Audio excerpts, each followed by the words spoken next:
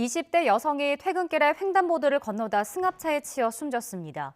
단순 교통사고로 알았는데 운전자의 상태가 0 이상에 확인을 해보니 필로폰 양성 반응이 나왔습니다.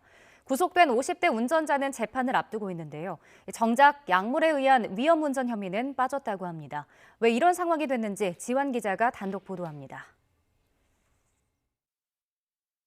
지난 12월 21일 저녁 7시 40분 강원도 춘천 외곽도로 파란불이 켜지고 여성이 횡단보도를 건넙니다. 잠시 뒤 승합차 한 대가 쏜살같이 달려옵니다. 차에 그대로 받친 여성, 아예 CCTV 화면 밖으로 사라집니다. 사고가 난 횡단보도입니다. 왕복 6차선 도로인데요. 경찰 조사 결과 사고 당시 충격이 얼마나 큰지 피해 여성은 무려 27m나 날아간 것으로 되어 있습니다.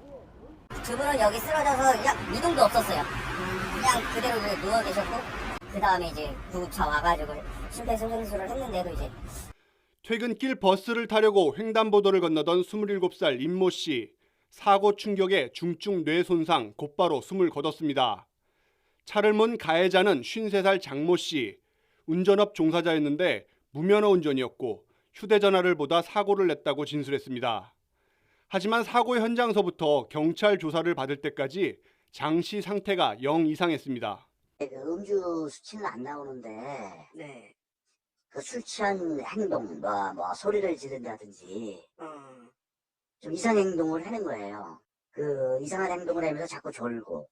그래서 벌인 마약 검사 역시나 양성 반응이 나왔고 추궁 끝에 필로폰을 투약했다고 자백해 결국 구속됐습니다.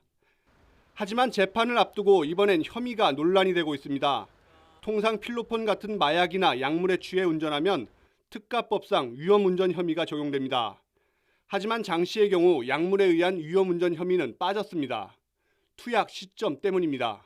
장 씨가 필로폰을 냈다고 경찰에 스스로 밝힌 날은 12월 15일, 사고 일주일 전이었습니다. 마약을 했지만 사고 당시 약에 취해 운전했다는 증거는 찾지 못한 겁니다. 검찰 조사 이후 장 씨는 현재 단순 교통사고 특례법 위반과 필로폰 투약 혐의로만 재판에 넘겨진 상태. 소변이나 체모, 혈액 등으로 조사하는 마약 검사의 경우 투약 시점은 피의자 진술에만 전적으로 의존하고 있습니다. 가족들이 엄한 처벌을 요구하는 탄원서를 제출한 가운데 장 씨는 이달 중순 첫 재판을 앞두고 있습니다. YTN 지환입니다.